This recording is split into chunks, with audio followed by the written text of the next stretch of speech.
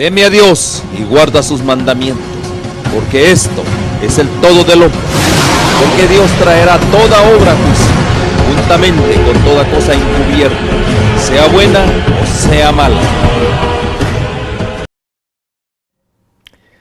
Hola queridos amigos, bienvenidos sean todos ustedes a esta emisión de Una Iglesia para el Tiempo del Fin.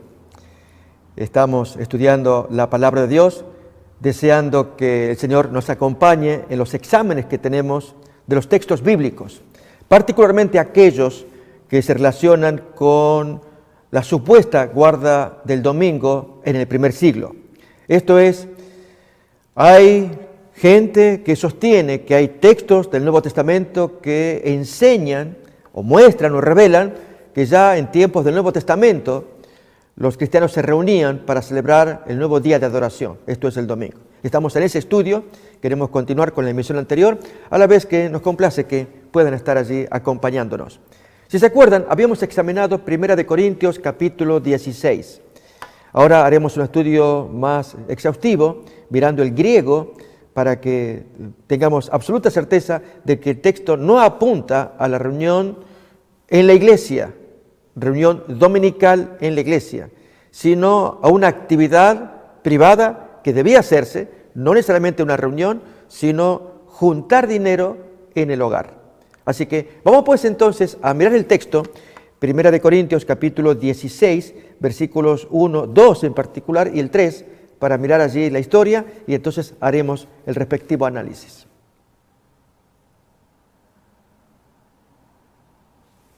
En cuanto a la ofrenda para los santos, haced vosotros también de la manera que ordené en las iglesias de Galacia. Fijémonos ahora, cada primer día de la semana, obviamente es el domingo, cada uno de vosotros ponga aparte algo. No está hablando de una reunión, habla de una actividad individual. Cada cual tenía que hacer esta labor que el apóstol Pablo estaba requiriendo.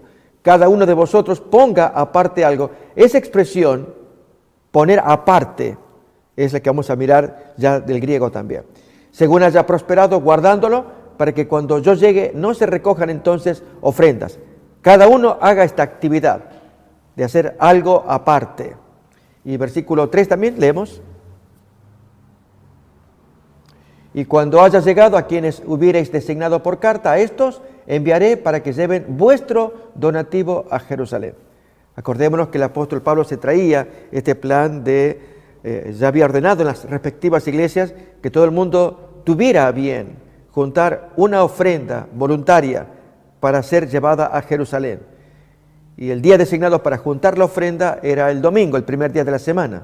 Pero nuevamente, insistimos, el texto no habla de una reunión grupal donde hay mucha gente, sino una actividad privada. Cada uno de vosotros haga esto.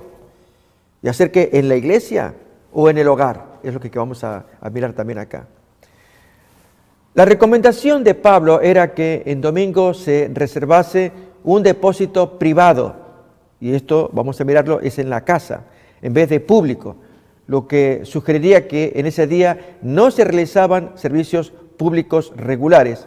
A diferencia que un siglo después, con Justino Mártir, cuando él publica su apología, su primera apología, para el año 150 aproximadamente. Allí sí describe reuniones públicas y la recolección de dinero.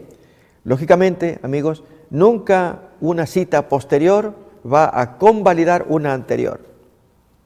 Para saber qué pasa acá, debemos buscar referencias contemporáneas, es decir, del mismo tiempo de la referencia en estudio, y no una cita, como en este caso, un siglo posterior, como es la de Justino, que para el año 150 escribe su apología, su primera apología, y vamos a repasarla en el capítulo 67. Allí Justino nos va a retratar qué es lo que está pasando en la iglesia, en esa reunión grupal, un primer día de la semana y la recolección de dinero. Esto lo leíamos, lo repasamos nuevamente. Abajo dice Apología Primera, capítulo 67, versículos 5 al 7. Seguidamente nos levantamos todos a una y elevamos nuestras preces u oraciones, y estas terminadas, como ya dijimos, se ofrece pan y vino y agua, y el presidente, según sus fuerzas, hace igualmente subir a Dios sus oraciones y acciones de gracias, y todo el pueblo exclama diciendo, amén. Ahora viene la distribución y participación que se hace a cada uno de los alimentos consagrados por la acción de gracias y su envío por medio de los diáconos a los ausentes. Los que tienen y quieren, cada uno según libre determinación da lo que bien le parece, y lo recogido se entrega al presidente y él socorre de ello a huérfanos y viudas, a los que por enfermedad o por otra causa están necesitados, a los que están en las cárceles, a los forasteros de paso. En una palabra, él se constituye provisor o proveedor de cuantos se hallan en necesidad. Y celebramos esta reunión general el Día del Sol, por ser el primero en que Dios, transformando las tinieblas y la materia, hizo el mundo. Bien, allí ya vimos también la razón que da para la guarda del domingo. Y es que, como dice allí el texto, se celebra ese día porque en ese día el primero fue que Dios transformó las tinieblas y la materia, nos va a decir allí el argumento, en la parte final. Y luego va a apoyarlo con la resurrección de Jesús. La instrucción de Pablo en 1 Corintios 16:2 no habla de entregar ofrendas en el culto, sino guardarlas en privado. Vamos a mirar el texto griego, amigos. Queremos señalar este aspecto. 1 Corintios 16:2. Como de costumbre, el griego tiene una forma de construcción de las palabras un tanto compleja o arrevesada. Por aquí irá el verbo, por allá irá el predicado, por allá el sustantivo, una mezcla. Es el genio del idioma griego, y entonces lo que nos importa es la expresión poner aparte algo, y que se traduce en varias Biblias como casa, ponerlo en la casa, no se trata de ponerlo en la iglesia. Vamos pues entonces a mirar 1 Corintios 16:2, ahí lo tenemos. Cada primer día de la semana, cada uno de vosotros ponga aparte algo, hasta ahí nomás. Y entonces abajo, en griego, en verde, kata mian sabatu, kata, vamos a ir palabra por palabra, kata significa cada día de la semana, o cada primer día. Mian, recordemos que es uno, así que cada uno de la semana, esa es la traducción más literal. Kata significa cada y según. Hekastos es lo que viene a continuación, ahí esa palabra, muy bien, significa cada uno, Jimón, de vosotros. Note acá, par geautó, esa es la expresión. Al lado de sí mismo, junto a sí mismo. Aparte, pone nuestra traducción de la Reina Valera 60. Entonces, cada uno de vosotros, seguimos abajo, ticeto, en la segunda línea, la segunda palabra, el número 5087, ticeto, esa es la palabra. Ponga, cada uno ponga, la siguiente palabra, thesaurizon, ponga lo que haya atesorado.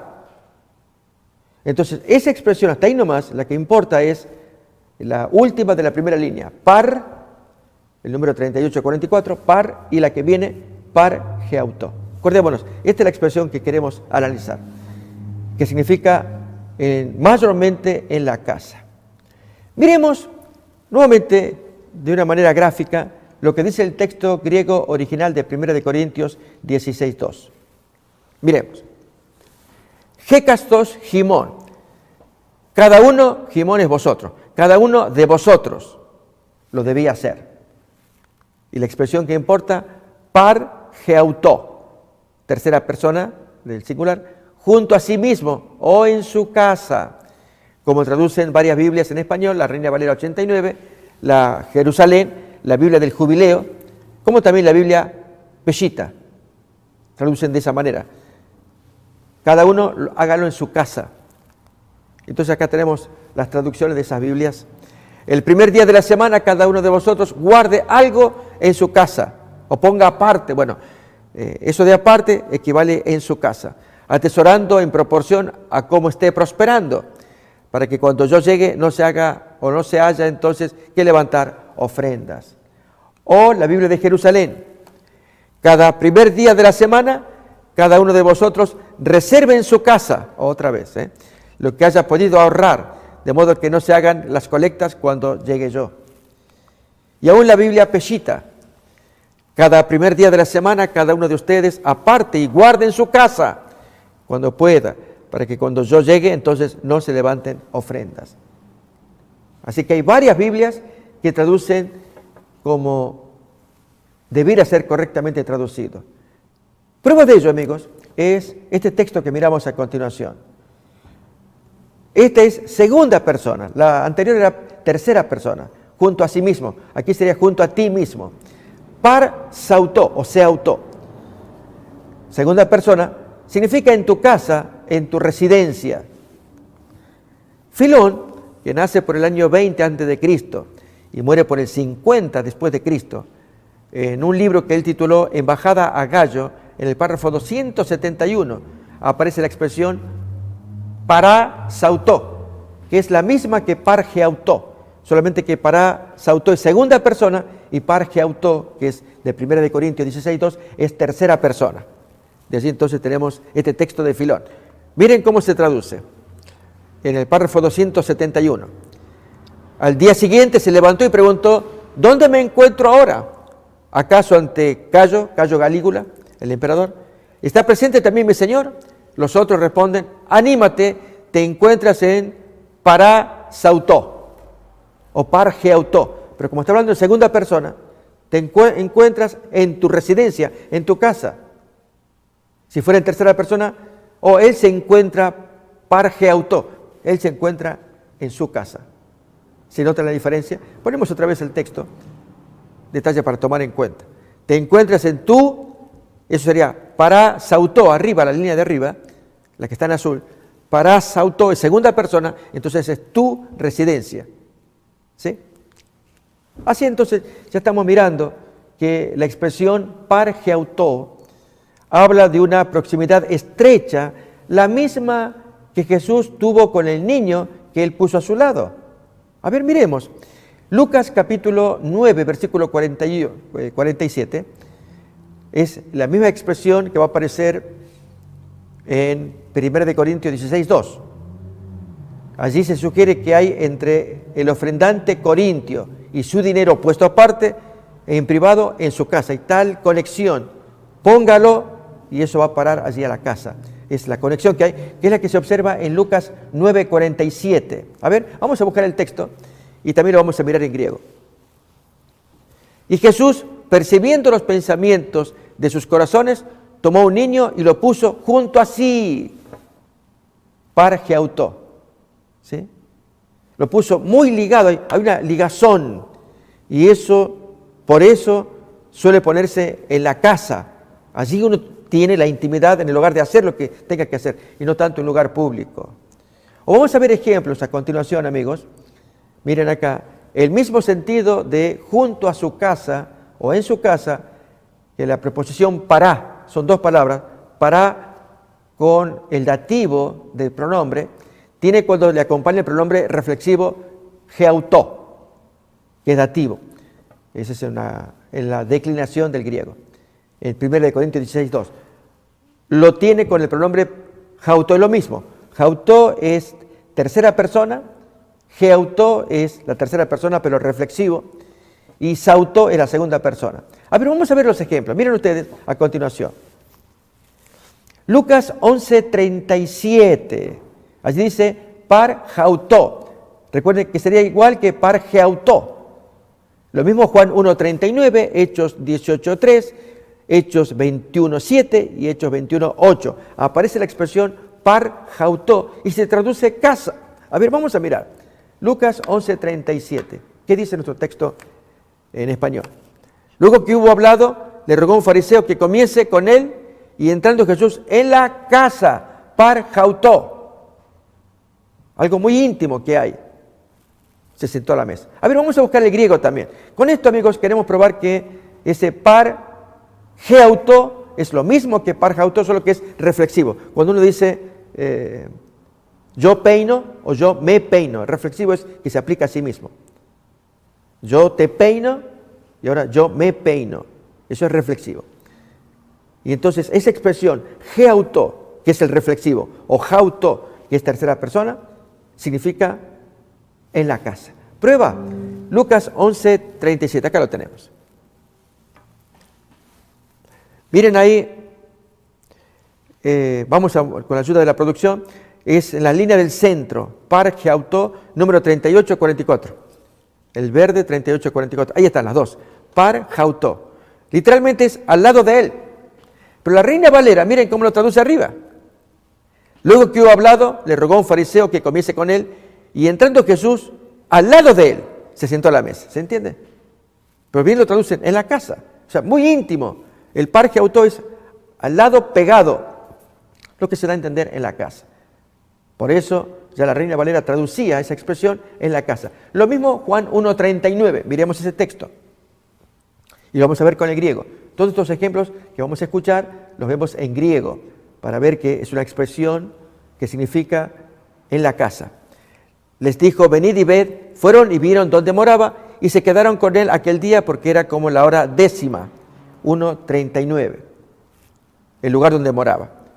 Vamos entonces al griego a ver cómo nos lo trae. De Juan 1:39. Muy bien.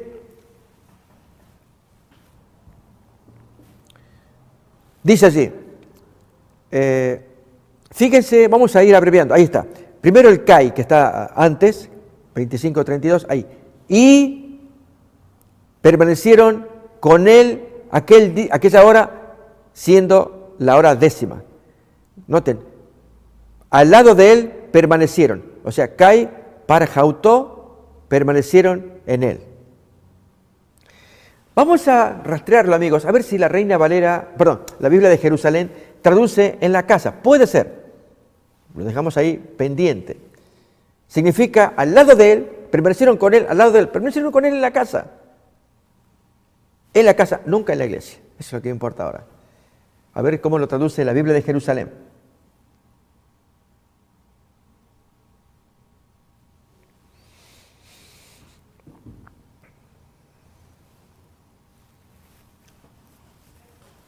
Bien, fíjense, les respondió, venid y veréis. Fueron pues, vieron dónde vivía y se quedaron con él aquel día.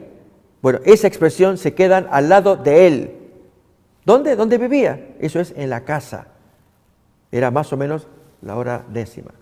O también Hechos 18:3, otro ejemplo. Se quedan con Priscila y Aquila y par Geautó. ¿Dónde es? En la casa.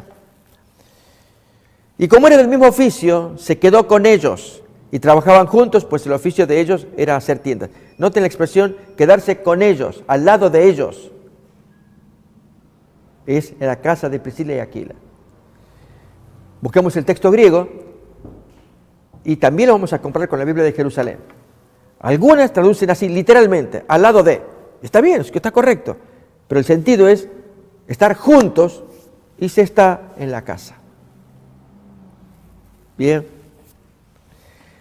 Y por el mismo oficio, ellos permanecían al lado de ellos y trabajaban porque eran hacedores de tiendas, el oficio de ellos.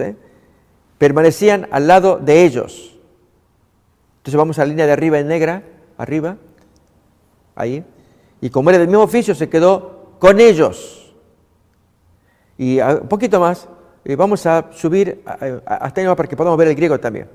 Dice, permaneció par Geautois, ustedes noten ahí, está en plural, al lado de ellos, o sea, junto, muy junto a ellos. Y trabajaban porque el oficio era hacer tiendas. Entonces, la expresión es plural, par Geautois, ahí lo que estamos mirando ahí. Eso es ahí, par Geautois. Otro ejemplo, Hechos 21:7. Hechos 21:7. Ahí dice, y nosotros completando la navegación, saliendo de Tiro y arribando a Tolemaida, y habiendo saludado a los hermanos, nos quedamos con ellos. Quedarse con ellos un día. ¿Dónde se quedan? En la casa. Entonces, par Geautois, va a ser acá en plural, es quedarse juntos, al lado, casi como pegado. Por lo tanto, es quedarse en la casa. Podemos mirar el texto griego y también compararlo con la Biblia de Jerusalén.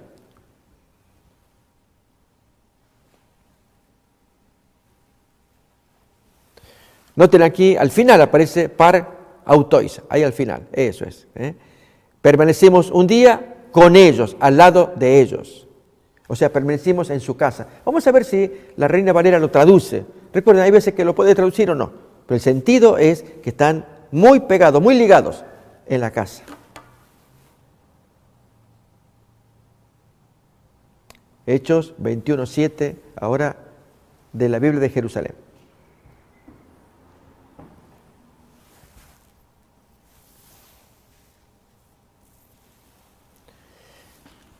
Muy bien, prácticamente igual que la Reina Valera. Nosotros, terminando la travesía, fuimos de Tiro a Tolemaida, saludamos a los hermanos y nos quedamos un día par autois, con ellos. Y al quedarse un día pasan en el domicilio de alguno de ellos.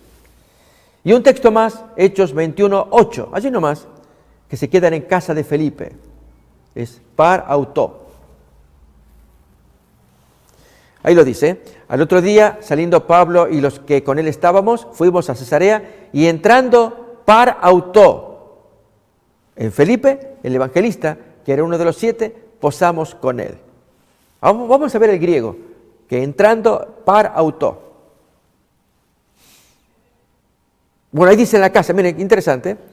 Vamos a leer, al final está, miren, par auto, eso es, ahí, al final, pero a la vez menciona la casa. En la línea, 2 líneas antes, ahí menciona la casa y se queda entonces al lado de él. Lógicamente es obvio, quedarse con él, al lado de él es quedarse en la casa de él.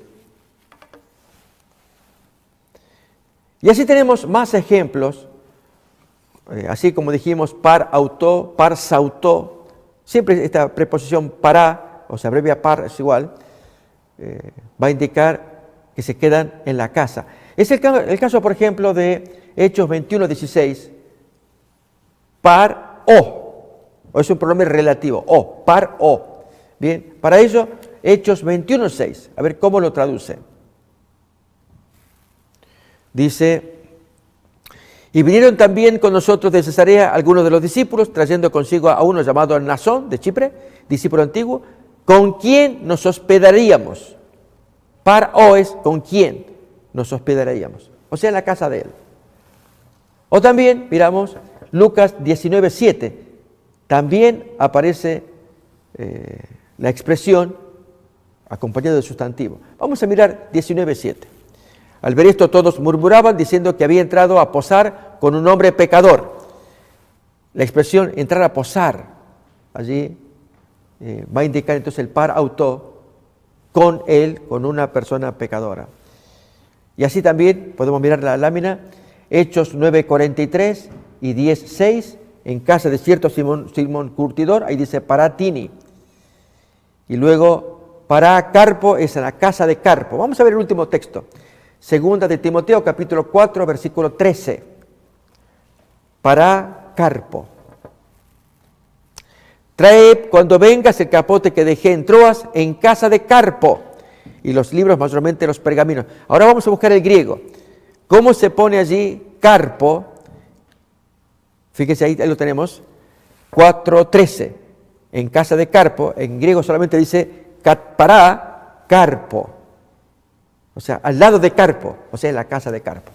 Vamos a buscar el texto griego completo. Ahí lo tenemos. Es segunda de Timoteo 4:13.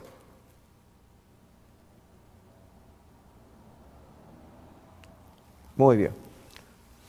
Fíjese, leo en rojo, a la capa cual dejé en Troas al lado de Carpo, viniendo estéis llevando, y los rollos mayormente los pergaminos. Noten, Troas para Carpo. Y vamos arriba, después de Troas, que dice, arriba en negrita. Cuando vengas, trae el capote que dejé en Troas, en casa de Carpo, para Carpo. Ahí está. Es un claro ejemplo de que este para, así la forma como se viene usando con dativo, se dice, significa en casa de. También noten acá otro ejemplo de par geautó, que significa bajo su cuidado o reserva. Noten acá, otra vez Filón. En un libro que él llamó sobre los querubines, en el párrafo 48, él dice, recibid en vuestras almas, oh iniciados, cuyos oídos están purificados, estos pensamientos como misterios verdaderamente sacros, y guardaos de comunicarlos a ninguno de los profanos, antes poniéndolos en resguardo, conservarlos en vuestro círculo, o sea, en una intimidad, como un tesoro en el cual no hay oro ni plata. Así que también significa un círculo. Es la intimidad de la casa, del hogar. La expresión de 1 Corintios 16, 2, que es la que estamos analizando, significa que sobre una base individual, cada uno de vosotros debía reservar algo privado junto a sí mismo, en su hogar, no en culto comunitario. Esto es lo que importa resaltar. Se refiere a una actividad que se guarde en privado, no para el público. El hecho de que Pablo sugiriera que las colectas fueran hechas de modo que no se realizaran para cuando él llegara, así lo había ordenado en las iglesias de Galacia.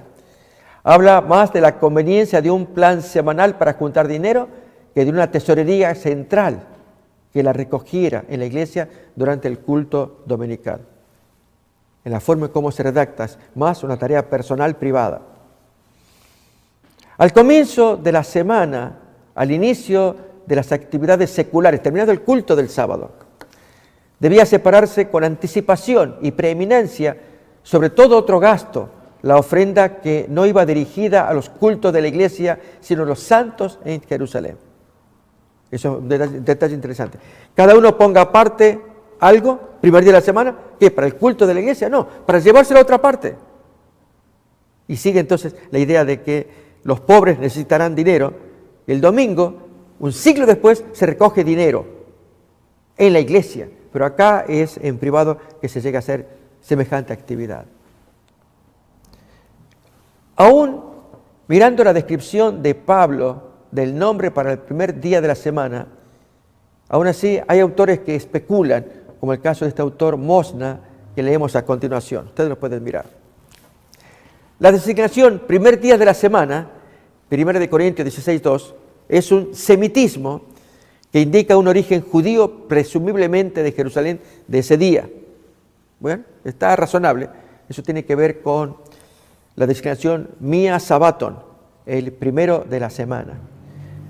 Porque hay quienes sostienen que Pablo no tenía otro nombre a su disposición para designar un día recurrente y que suponen que la semana planetaria no había sido adaptada todavía.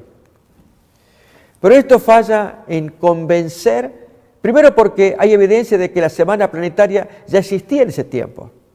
Y en segundo lugar, quizás lo más importante, porque sabemos que los cristianos continuaron usando los nombres judíos de la semana durante mucho tiempo después, a pesar de la nueva forma que estaban hablando los cristianos para referirse a los días. Recordemos que los nombres planetarios aparecen por primera vez solo en la literatura cristiana dirigida a los paganos, por ejemplo, con textos de Justino y de Tertuliano, para dar un ejemplo. Vamos a mirar a continuación. Esto tiene que ver con la semana planetaria, que va a influir en la adopción del domingo. El día que se llama del sol se celebra una reunión de todos los que moran en las ciudades o en los campos. Y allí se leen, en cuanto el tiempo lo permite, los recuerdos de los apóstoles o los escritos de los profetas en general. Celebramos esta reunión general, el día del sol, por ser el día primero, en que Dios, transformando las tinieblas y la materia, hizo el mundo. Y el día en que Jesucristo, nuestro Salvador, resucitó de entre los muertos también. Pues es de saber que le crucificaron el día antes del día de Saturno. Y apareciendo a sus apóstoles y discípulos, nos enseñó estas mismas doctrinas que vosotros o que nosotros os exponemos para vuestro examen. Más todavía, a ver, de Tertuliano. Asimismo, si nos damos a la alegría en el día del sol, es por razón muy distinta que la de tributar culto al sol. Seguimos en ello a los que destinan el día de Saturno a comer y a descansar, sin seguir por ello la costumbre judía que desconocen. Apología, capítulo 16. Y entonces a los gentiles, es otro escrito también de Tertuliano. Otros, ciertamente con más refinamiento, entienden que el día cristiano es el sol, porque han notado que hacemos oración vueltos hacia el oriente y porque celebramos con alegría el día del sol. Noten la forma en cómo Tertuliano se expresa en la observancia de ese día. Le llama pues precisamente el Día del Sol. Si Pablo consideraba el primer día de la semana como el día cristiano de adoración, presumiblemente habría designado tal día como el Día del Señor, Kyriake Gemera, ya que él estaba familiarizado con el adjetivo del Señor, la cena del Señor, hubiera empezado. Pero en lugar de ello le llama Mia Sabaton, que lo hemos comentado más de una vez. ¿Sí? Así vamos a ver 1 Corintios capítulo 11, versículo 20, que ya en la misma epístola utiliza la palabra Kyriake o Kyriakos, porque es masculino.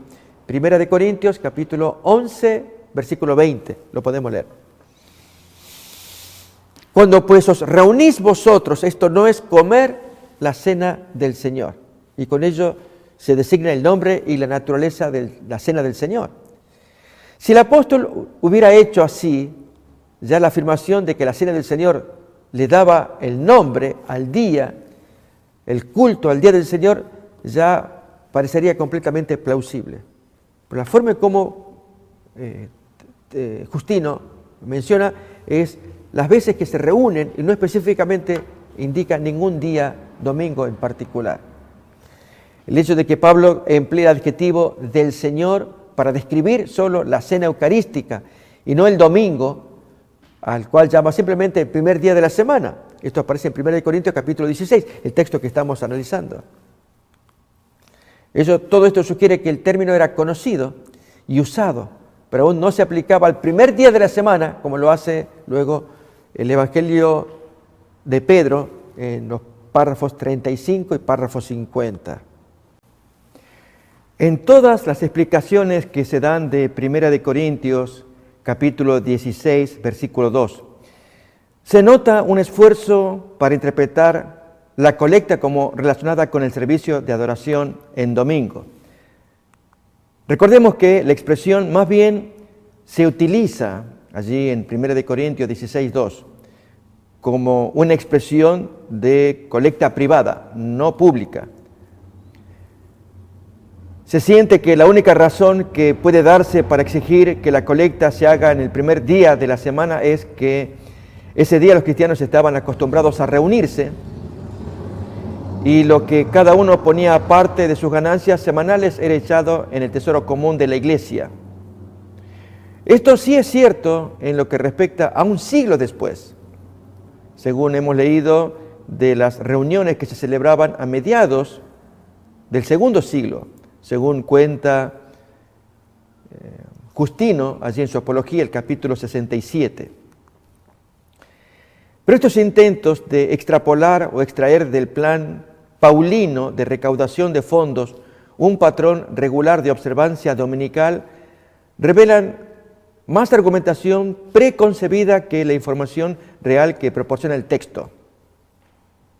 Es decir, si vamos a tomar como base lo que hacía Justino o lo que él cuenta de reuniones dominicales en que se juntaba colecta del grupo, esto es a mediados del siglo II, creer que ese es el patrón que Pablo está estableciendo en 1 Corintios 16, 2 y en todas las iglesias de Galacia y en todas las iglesias en que él trae el plan de la ofrenda, creemos que más bien se está trayendo argumento extra bíblico, lo de Justino, para insertarlo en lo que Pablo está haciendo. Hay varios hechos que deben tomarse en consideración. En primer lugar, no hay nada en el texto que sugiera asambleas públicas.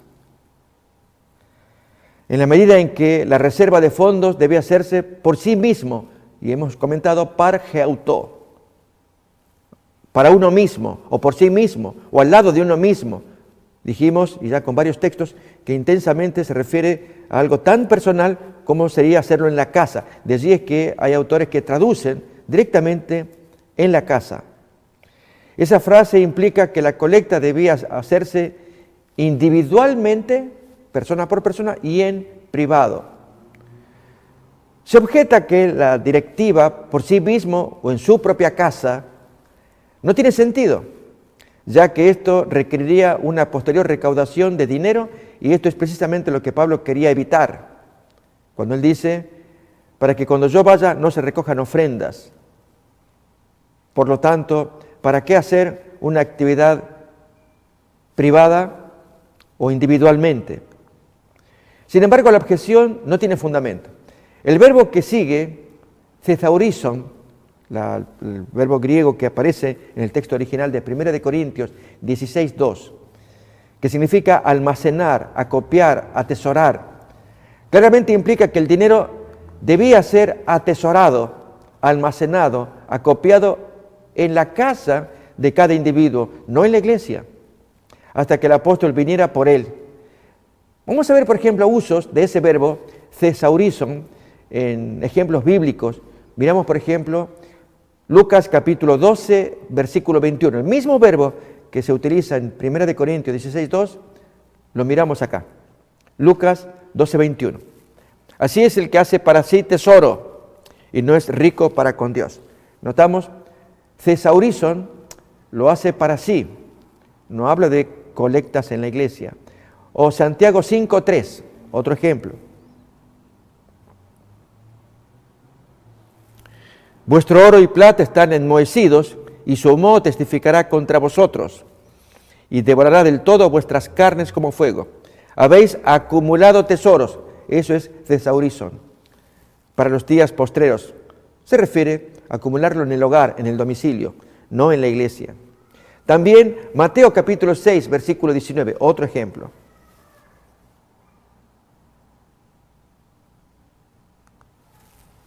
No os hagáis tesoros, eso es el verbo thesaurizon, en la tierra. Noten, está hablando a nivel privado, no tiene que ver con el uso en la iglesia, donde la polilla y el orín corrompen y donde ladrones no minan y hurtan. En ese momento, la colecta de lo que se había almacenado podría organizarse rápidamente, ya que cada individuo respondería por sí mismo de lo que hubiera colectado. Igualmente, insatisfactoria es la explicación de que el dinero era puesto aparte en privado debido a que en ese momento no había tesorería en la iglesia. Otro argumento que suele utilizarse para rebatir lo que estamos proponiendo, que el dinero se recogía en privado, en la casa. Y el argumento es que la explicación para que Pablo diga eso, porque supuestamente no había tesorería en la iglesia en ese tiempo. Recordemos que la primerísima institución de los apóstoles fue la elección de diáconos helenísticos para administrar el flujo continuo de regalos que entraban y se distribuían entre los necesitados. Por lo tanto, tesorería absolutamente que la había en el primitivo cristianismo. Miremoslo, Hechos capítulo 6, versículos 1 al 6. Así que no se puede afirmar que no había tesorería al comienzo del cristianismo, por lo cual Pablo sugiere, háganlo en la casa. Bien, miremos entonces Hechos 6, del 1 al 6. En aquellos días, como creciera el número de los discípulos, hubo murmuración de los griegos contra los hebreos, de que las viudas de aquellos eran desatendidas en la distribución diaria. Entonces los 12 convocaron a la multitud de los discípulos y dijeron, no es justo que nosotros dejemos la palabra de Dios para servir a las mesas. Buscad pues, hermanos, de entre vosotros a 7 varones de buen testimonio, llenos del Espíritu Santo y de sabiduría, a quienes encarguemos de este trabajo. Y nosotros persistiremos en la oración y en el ministerio de la palabra. Agradó la propuesta a toda la multitud y eligieron a Esteban, varón lleno de fe y del Espíritu Santo, a Felipe, Prócoro, Nicanor, Timón, Parmenas y Nicolás, prosélito de Antioquía, a los cuales presentaron ante los apóstoles, quienes, orando, les impusieron las manos. Y luego el versículo que viene, podemos leerlo también, se observa el éxito del plan en el crecimiento de la iglesia. Y crecía la palabra del Señor, y el número de los discípulos se multiplicaba grandemente en Jerusalén. Por lo tanto, la sabia administración de la iglesia durante el primer siglo sí era posible, y especialmente en área tan delicada como la que leíamos, la distribución de bienes materiales, lógicamente se entiende también de dinero. Pablo reconoce el oficio del diácono y presenta una lista de las cualidades que el aspirante al oficio debería tener. Leamos, por ejemplo, 1 de Timoteo, capítulo 3, versículos 8 al 13. En esas cualidades aparece, pues, no codicioso de ganancias deshonestas. Por lo tanto, al administrar la tesorería de la iglesia, debía reunir condiciones. En otras palabras, había tesorería en el primer siglo. Y por lo tanto, el argumento que se usa o se dice que Pablo ordena que se reúnan en las casas, porque no había tesorería. Pero eso no implica que no se reunieran en domingo. Amigos, el argumento de que Pablo pide que lo hagan el primer día de la semana, que en sus casas, en forma individual, parge auto, por sí mismo, almacenen dinero, más bien abona la idea de que las reuniones se hacían los sábados. Y al iniciar el primer día de la semana, lo primerísimo que debían hacer al llevar adelante las labores de la semana era acordarse de los pobres de Jerusalén y separar dinero para la ofrenda. Bien, miremos pues también el texto de 1 de Timoteo, capítulo 3, versículos 8 en adelante. Los diáconos asimismo deben ser honestos, sin doblez, no dados a mucho vino, no codiciosos de ganancias deshonestas, que guarden el misterio de la fe con limpia conciencia, y estos también sean sometidos a prueba primero, y entonces ejerzan el diaconado si son irreprensibles. Las mujeres asimismo sean honestas, no calumniadoras, sino sobrias, fieles en todo. Los diáconos sean maridos de una sola mujer, que gobiernen bien sus hijos y sus casas. Porque los que ejerzan bien el diaconado ganan para sí un grado honroso y mucha confianza en la fe que es en Cristo Jesús. Muy bien, textos así que nos pueden ayudar a ilustrar de cómo se movían los hermanos en el primer siglo y en las instrucciones que daba el apóstol Pablo. Los diáconos no debían ser avaros, cualidad esencial en aquellos a quienes se les confiaba la administración de los fondos. A la misma comunidad de Corintio, él menciona a los ayudantes y administradores, nada menos. Podemos mirar 1 de Corintios 12, 28, entre los oficios designados por Dios, lo que implica la existencia en la iglesia de personas capaces de administrar fondos. Dice allí el texto: a unos puso Dios en la iglesia, primeramente apóstoles, luego profetas, los terceros maestros, los que hacen milagros, después los que sanan, los que ayudan, los que administran. Notemos, entonces esto se lo escribe a la iglesia de Corinto, y por lo tanto que en 1 de Corintios 16, 2 hubiera administradores que administran los bienes. Es obvio, la iglesia tiene dones espirituales, eso significa que tiene tesoreros también, y por lo tanto funge como tal la tesorería.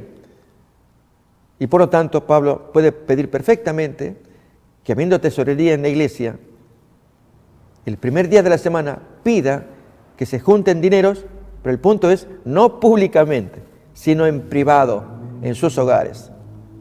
Así que notemos ciertos argumentos que se presentan para desautorizar lo que el texto da a entender, que la colecta debía, o mejor, el separar, todavía no era colecta, cuando Pablo viene, él hace la colecta.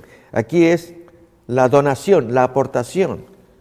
Es cierto que lo hacemos en la iglesia, cuando pasa la bolsita, pasa el canasto y donamos o entregamos. Pablo dice lo mismo: según haya prosperado, hagan lo mismo en el hogar, parge auto, para sí mismo. No es una entrega al público o en público, como es en los servicios regulares de la iglesia. El hecho de que el apóstol espera que los mismos corintios seleccionasen y aprobasen a las personas que debían llevar el dinero a Jerusalén indica que la iglesia era competente en asuntos financieros.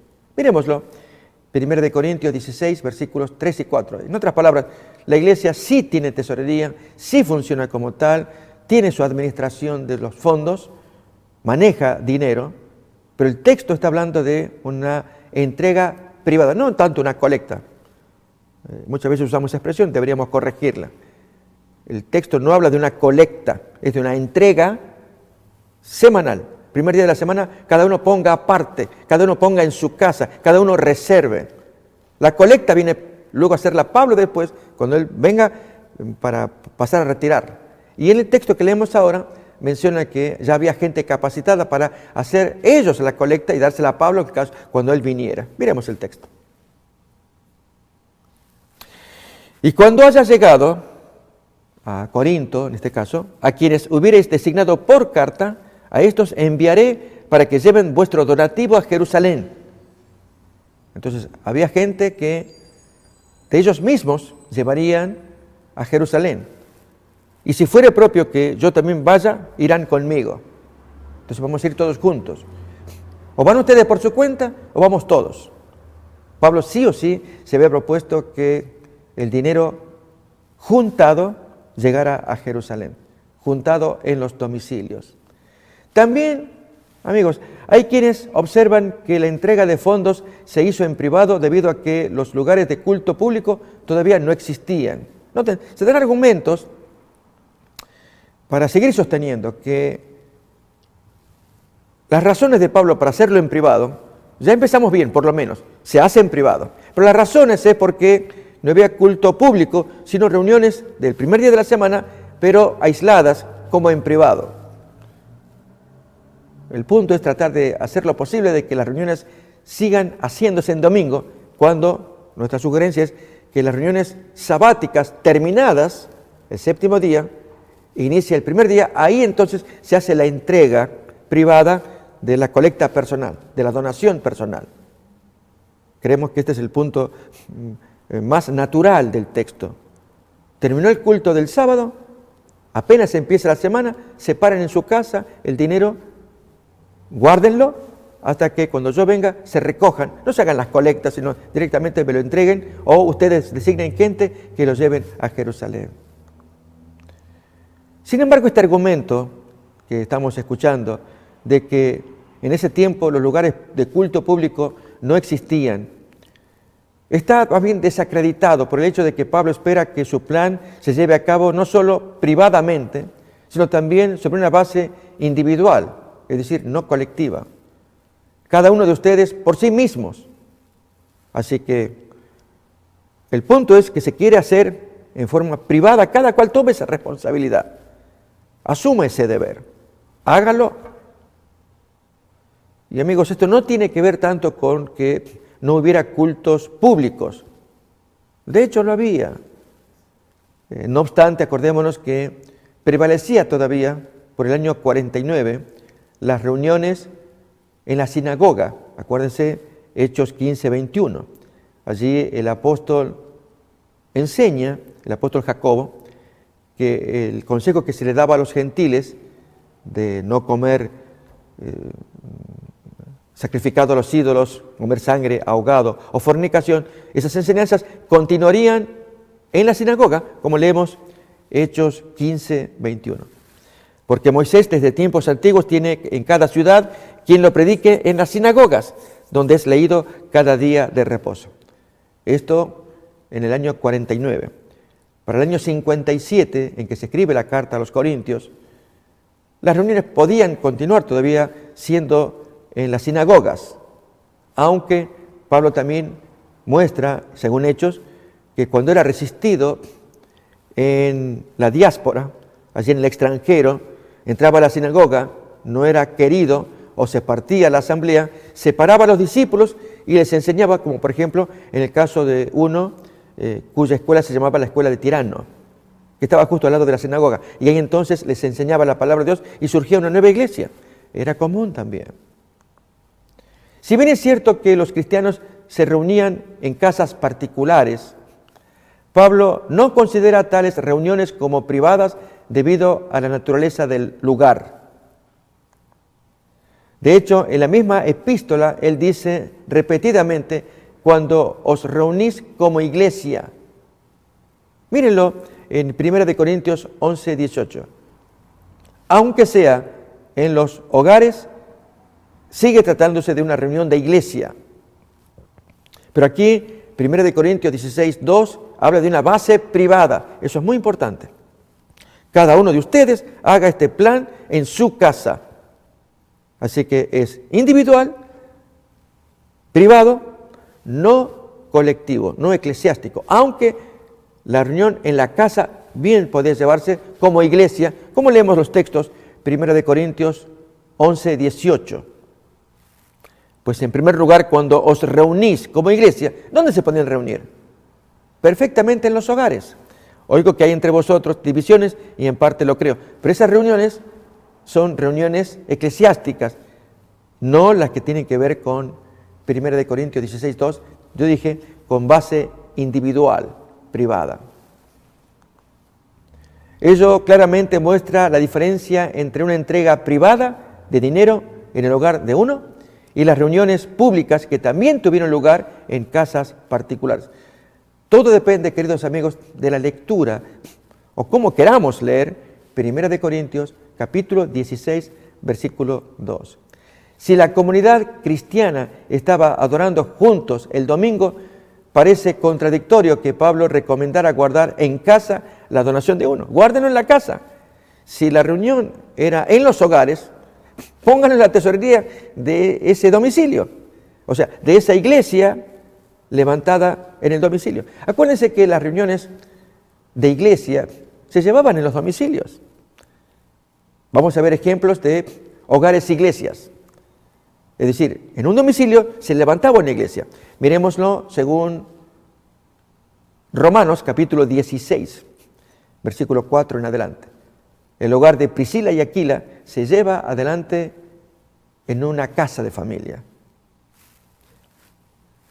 Que expusieron su vida por mí, a los cuales no solo yo doy gracias, sino también todas las iglesias de los gentiles. Saludo también a la iglesia de su casa. Viene hablando de Priscila y Aquila. Así que la iglesia que estaba en la casa de Priscila y Aquila era en un hogar y ahí podría haber perfectamente tesorería. Pero 1 Corintios 16, 2 habla de cada uno de ustedes. No todos los miembros depositen en la tesorería de la casa donde se hace la iglesia. La construcción no da para eso. ¿Por qué los cristianos deberían depositar su ofrenda en casa en domingo si en ese día se reunían para la adoración? Pero había que hacerlo en la casa. ¿Por qué no en la tesorería de la iglesia reunida en la casa? ¿No debería el dinero haber sido llevado al servicio dominical en la casa y no en la casa donde se reunía la iglesia y no en el domicilio donde la base se indica, guárdalo en tu casa? Hubiera sido bueno que se hubiera dicho, guárdalo en la tesorería de la iglesia reunida en la casa. Noten, amigos, muchos movimientos, y esto todavía quedaría más para seguir comentando. Con ello queremos decirle que se hace mucho ejercicio para querer forzar el texto, que diga lo que el texto no dice. Cada uno de vosotros, cada primer día de la semana, ponga aparte, ponga junto a sí, ponga en su casa, según haya prosperado, guardándolo, para que cuando yo llegue no se recojan entonces las colectas. Amigos, así pues, seguiremos con el tema. Queremos ahondar más, pero ver con ello que los textos leídos en forma natural muestran lo que el Señor pretende enseñar. Planes de colección de Pablo, pero que los dominicales, quienes defienden el domingo, buscan torcer para que diga lo que el texto no está enseñando. Gracias por acompañarnos, amigos, y deseamos que Dios les bendiga y nos miraremos en la siguiente emisión.